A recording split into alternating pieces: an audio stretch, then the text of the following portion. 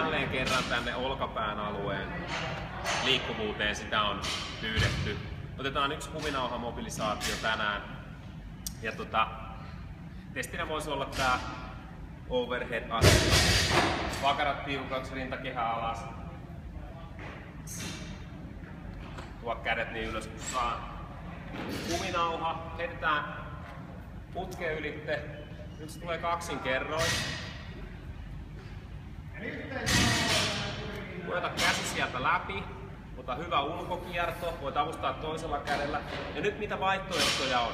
Voit joko työntää lantio tänne taakse. Tehdä täällä liikettä.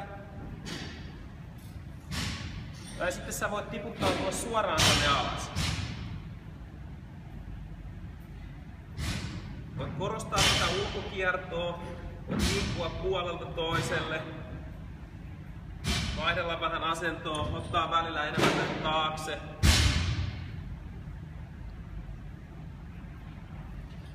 Tee 2 minuuttia per puoli, sen jälkeen testaa.